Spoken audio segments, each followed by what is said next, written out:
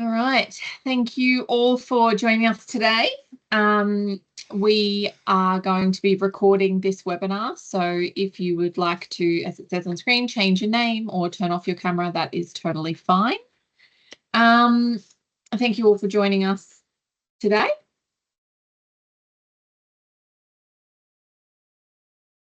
So we're here for the Energy4Seniors program, and today we're joined by Jane from Uniting VT. Who's going to be talking about getting financial support when you need it, which is a really important issue for a lot of people in regards to their energy. I would like to just start the webinar by acknowledging the traditional custodians of the lands in which we're all gathered today, and I am joining from the lands of the Yugambeh people. Council on the Aging acknowledges that Australians First Nations people, as the original custodians of this land, we recognise their cultures, histories, and ongoing relationship and obligations to the land, the sky, and waterways. We pay our respects to elders past, present, and emerging. Now, this picture that is displayed on screen lives in our office, on the wall in our office in Brisbane. It's painted by an artist called David Williams, and it represents the nurturing spirit of Aboriginal and Torres Strait Islander elders and the importance that they hold in their communities. Through their involvement in community, elders continue to grow by nurturing their communities and young people and prosper by passing traditions and cultures through generations. So we see that every time we walk in, and we love to share it because we think it's beautiful. Thank you. Just a quick little, before I hand over to Jane, just a little quick hua coda. So Council on the Aging is a for-purpose registered charity committed to advancing the rights, needs, interests and futures of people as we age, and they've been in existence since 1957. Our vision is that ageing in Queensland is a time of possibility, opportunity and influence. We recognise the impact of systemic inequalities, disadvantage and discrimination on some Queenslanders as we age, and are committed to speaking out on these issues to achieve our vision. We work together with older people, community organisations, service providers, peak agencies, researchers, governments at all levels, and the coders all around Australia to inform, advocate and influence. We advocate through membership of advisory committees, public statements, submissions, and support programs from other organisations that align with our objectives. We also have a vision of an equitable transition to clean energy future. That ensuring that older residents are not left behind in transition. We know that many older people are experiencing a cost of living pressure, and energy-related expenses take up a significant proportion of regular household expenditure. To respond to this, Council on the Aging, in partnership with the Association of Residents of Queensland Retirement Villages, we are delivering a statewide program called Energy4Seniors, which this webinar is part of that program. It's delivered by local people across Queensland. The program utilises local volunteer energy champions to engage face-to-face with older Queenslanders to increase awareness, enhance energy literacy and boost their confidence. Today, we are joined by Jane, who I've mentioned, who is a team leader at Uniting, who will be sharing some very important information with us about these topics. And as always, if you have any questions, please feel free to send them in. All yours, Jane. Thank you. So, what we will discuss today, who is Uniting and the support we provide. We're also going to talk about concessions, grants and rebates available for Queensland residents. I know this audience is very savvy with the energy usage, but hopefully we're actually going to get some, we're going to provide some energy saving tips and discuss the energy around and energy usage around your house. And we also have got important relevant resources for you for the future. All right. So who is Uniting? So we are a community service organization based in Victoria. So we delivered energy support, and I probably would say we've been saying that we actually been delivering for over 20 years, probably more, really way more than 20 years that we actually been delivering this service. We delivered across Tasmania, Victoria, New South Wales, South Australia, and here in Queensland. So we have got staff collocated in Sydney, Gold Coast, and in Melbourne. Out of curiosity, I'm actually here collocating in Queensland. I'm a Queenslander, so I'm local. Uh, and obviously, we are all highly experienced community service workers. Mhm. So how we actually deliver? So we actually deliver over the phone our support. So it tends to be one-off, but obviously if the client needs another contact or a bit of follow-up, we always will need to do as well as needed. So, and I already mentioned we actually available in Queensland to deliver the service. We do not have any sorry, my words, eligibility criteria. However, it's important to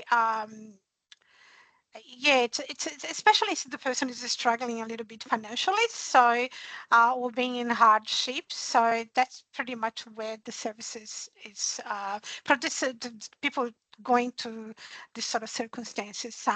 The support we provide, so we normally go through the bills, so we discuss how to read the bills and to get you to understand what are you being charged for, to the bills breakdown, like what is your usage, what is supplier charge. We also checked if you have been receiving all your concessions and your discount you're entitled to, just to make sure you're not missing out on any eligibility or any grant that is available for you. So we also discuss with you and your retailer, so we can assist with that. So discussed affordable payment plan, just in case if you need it, and how we actually how often to pay it considering your personal circumstances. So often people would like to make like around like fortnightly or monthly. So bills is often quarterly, but depending, sometimes it's good to have it fortnightly to ease your way down to avoid that big amount towards the end of a quarter. We also provide and discuss the energy you've been using in your own environment, in your own home, considering all the appliances you currently have, how you actually use heating and cooling, how old your appliances are, in order to provide some energy saving tips and to discuss with you ways of to get the most of it. Without actually compromise the fact you need to be comfortable at home.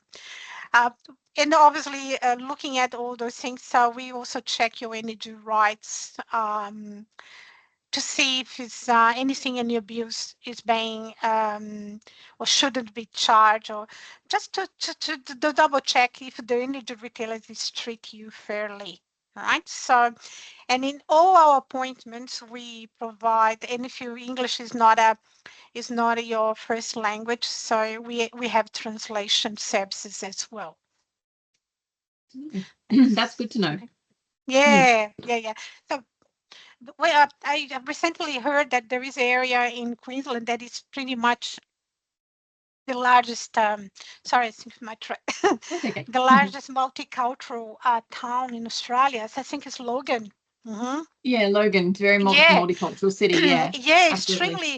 extremely multicultural, and then obviously we can expect a lot of people is no English is not a first language. Yeah. Yeah, So absolutely. yeah, what is all the concessions and rebates available here in Queensland for us? So there is two major ones that I probably will go. The first two in the slides, I will go a little bit in details in the next slides. So the first thing is like a home energy emergency assistance scheme. We also have medical cooling, heating, electricity scheme. Um, there is rebates for electricity, like $372, and for gas, nearly $90 rebates per year. So that's if you are a concession car holder. So you have to observe those concessions in your bills as well. I I heard that also the energy bill relief fund from the federal government has been extended this year. So it's $300, but it's being paid quarterly. Some people already actually had from June. So I noticed in my bills, I actually now in January, I had this $75 taken out. It's for all Queensland residents. It's not just for concession card holders. All right. So also, it's important to mention the life support concessions for people who actually have or rely on 24 hours life support machines, such as like oxygen concentrator, like for oxygen concentrator, so people are entitled to have $1,024 per year. And for people with a kidney dialysis, I know I'm talking about the stream, but it's important to know that those concessions are available, and also important to be connected and contact your energy retailer if you rely on a machine or something that it's a life support. So it's a connection that is extremely important in case of power outage as well. So you will be taken as a priority. So this is extremely important. And obviously, if you have a condition that you're not sure, but you still realize it's a life-threatening circumstances that you think that you should be on the life support, you always can. It's always double check with your energy retailer. And I have got on the screen also for any details about the concessions. And if you want to discuss a little bit more details, there is a phone line from the Queensland government. It's 137-468. All right. So if you want to double check and give a call, and there's a link for the concessions. You can also find more information online. We might send that link out to everybody after this as well. Yeah, it's actually a good idea. It's actually a good idea. Cool. So the next slide. So it's about the home energy emergency assistance scheme. This is it's a one-off emergency assistance. So it's $720 over 2 years. And to be eligible for this one-off, you have to be a concession card holder. B, obviously, or discuss being part of the energy retailer program as well. And you can apply if you obviously we all have ongoing and there is cost of living, but if you come across with unexpected expenses or for some reason or unexpected circumstances, uh, you have a decrease in household income, or so it's a one-off, it's an emergency, and it's probably sometimes we have that very high bills towards the end of summer and towards the end of winter that it's bigger than average bills, and you feels like you will struggle to pay, or if you have to sacrifice something that is extremely important, that like you have got a medical bill or a medical expense that was outside that normally you would have, or even like an appliance that you need to replace at home that was unexpected, or some fixing that you had to do at home with your hot water, or something that is really essential for your house to function. So this is actually considered the unexpected expenses, and then you can apply for this grant. It's also very important, Kelly, like some people feels like, oh, but I can manage it, or I will try, but then maybe you will sacrifice the quality of your food as well, the nutrition of your food in order to pay the energy bills. I think it's also it's important actually to say that this doesn't, if you if you have to call your energy retailer and put your account on hold and apply for this grant, so this is actually doesn't affect your credit rating as well. So some people may feel concerned about being a good citizen and do the right thing, but I thought that if you really need it, this is available. So you pay tax Yeah. all your life. So it's an grant available for people that really needs that point in time. So Yeah. it's there if you really need it. Mhm. Absolutely. That's good. Yeah. And also there is a medical cooling and heating electricity scheme. So it's 500, nearly $503 per year. So for Queensland residents and the person that is responsible for the bill, so financially responsible for the bill. So it's it if it's at home, so you need to use heating and cooling to regulate temperature because you have got a health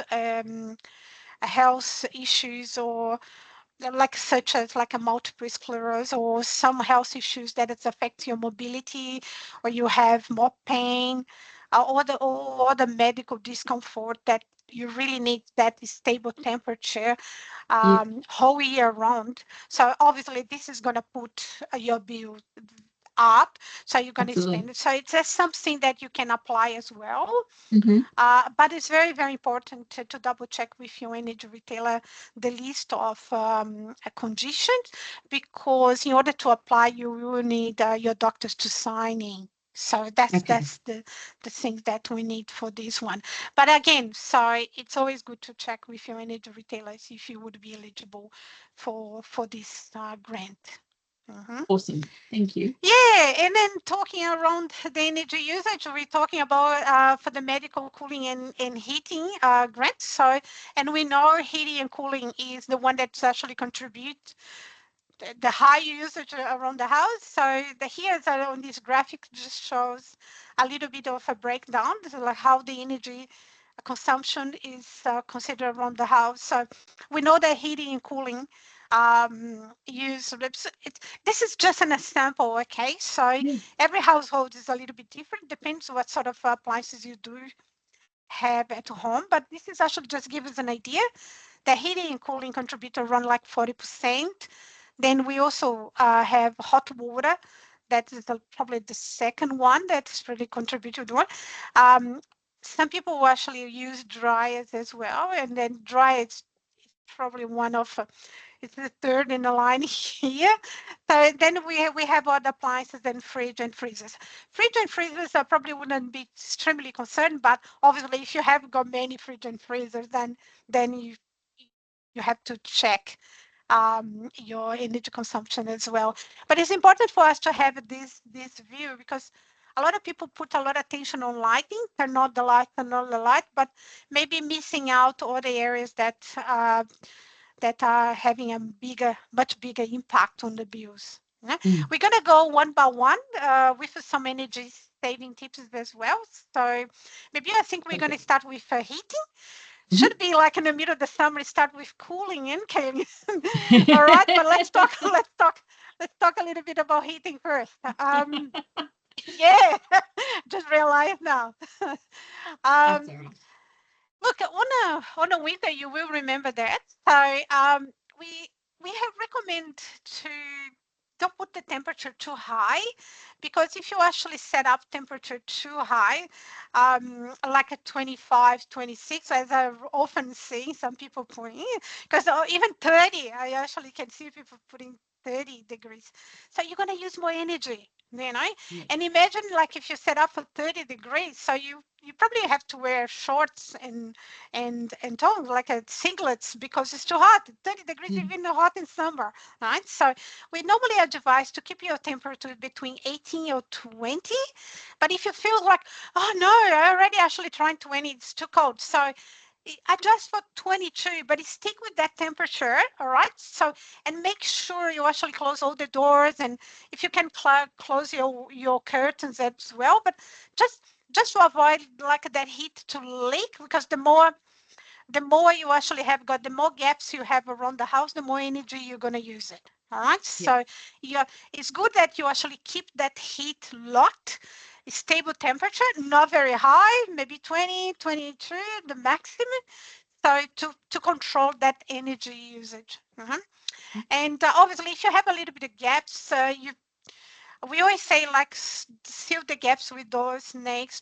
But always be conscious about OHS, like don't create harm for yourself to trip over, right? So if it's safe to do so. If it's not, maybe consider something more fixable, like maybe bunnies would have some, or someone can help you to actually seal their gaps, but then don't use door snakes, all right? So if it's a hazard for you.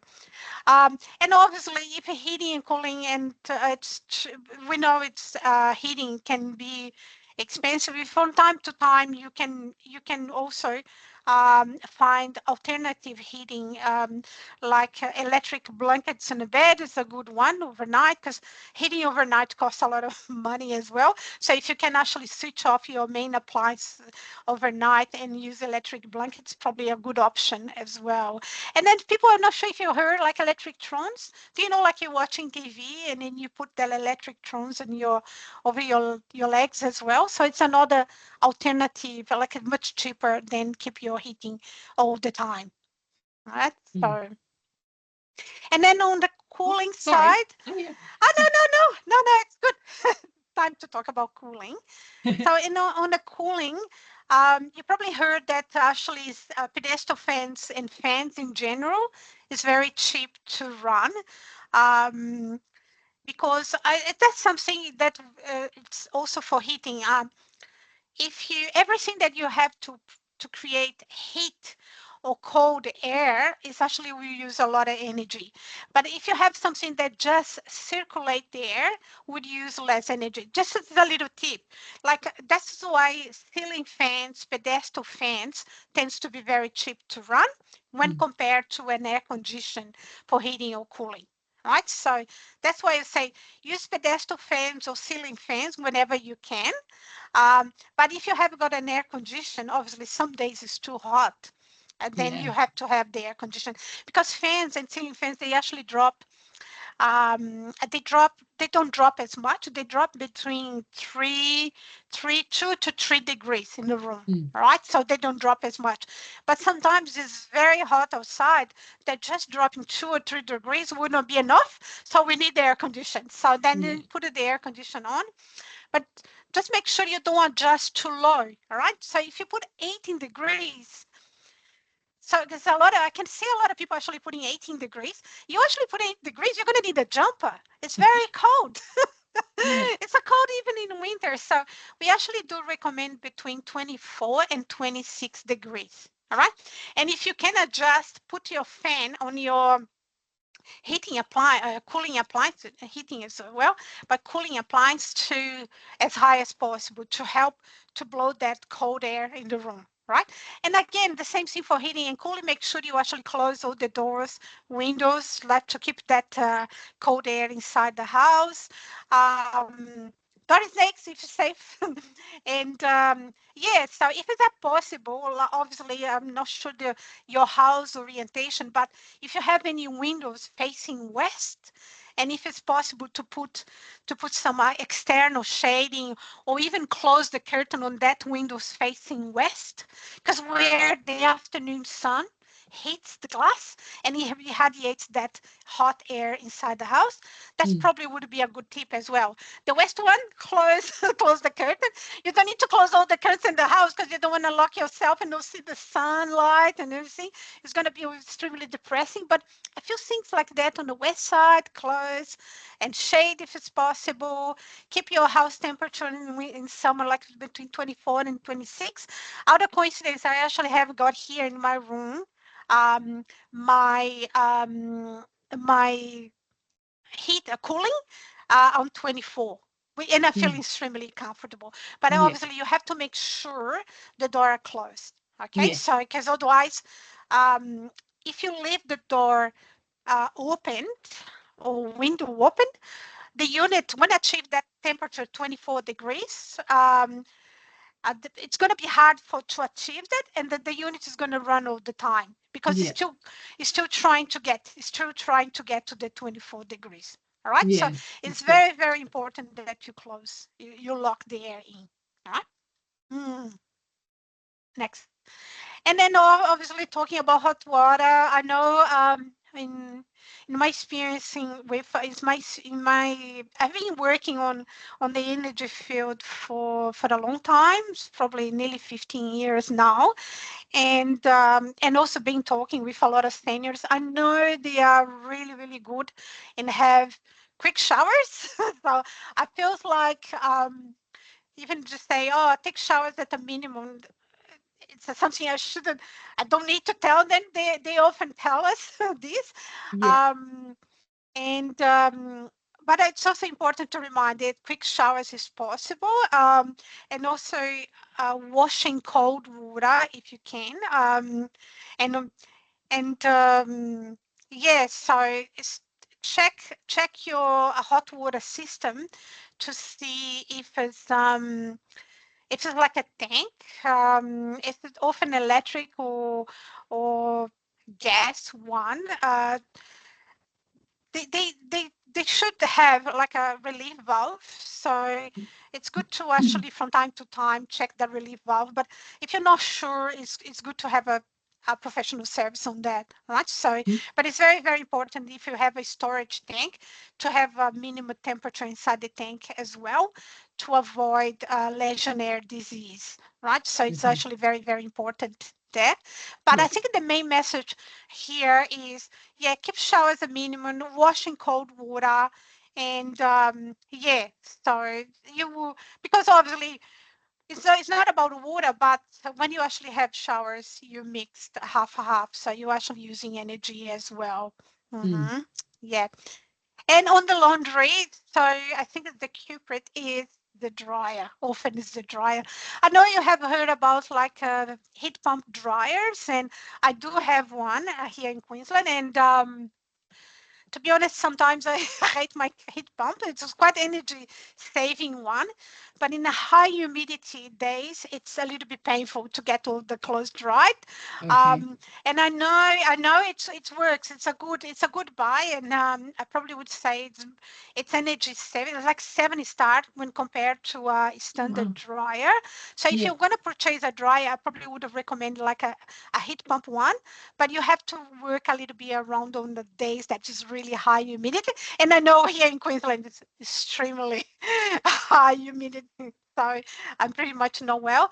But if you have to use dryer very often, and if you have the standard one, so ideally to not use it. But if you have to, so maybe I probably would say before you actually finish washing your clothes, so if you can do an extra spin on your washing machine, it will Yeah. dry up the water out of the clothes. So it's going to help you to have a little bit more drier clothes. And then when you actually put in the dryer, so if you could actually separate like heavy fabrics, because it's normally we actually say one full load on the washing machine, half on the dryer. Okay.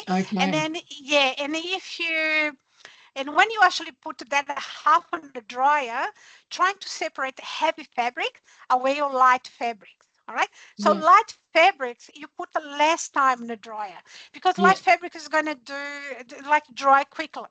So, Yeah. and heavy fabrics, obviously, so you have to dry as needed. So that's one tip to use the dryer. All right. Yeah. So, That's um, good. yeah, yeah, but look, sometimes people needs to use the dryer. Don't feel guilty because you need it. I have someone that in my family that have problems with shoulder, so they Yeah. cannot hang the clothes on the clothesline, which is the best option. We have so sunny Queensland, so Yeah. it's the best option hanging the clothes on the clothesline, or maybe if you have in like a clothes horse that you actually could hang, but just when you use clothes horses as well, just make sure you have got a ventilation in the house because you don't want to increase mold or do you know like Mm. because clothes are damp, so they will increase the level of humidity in your room. So just make sure like if you have a clothes horse and you're gonna hang or put them there on the clothes horse, make sure you have a little bit of ventilation on the room as well. Okay. Yeah. Yeah. Perfect. Mm, that's And some resources. I thought to, especially in the southern part of Queensland, so people can choose the energy retailer.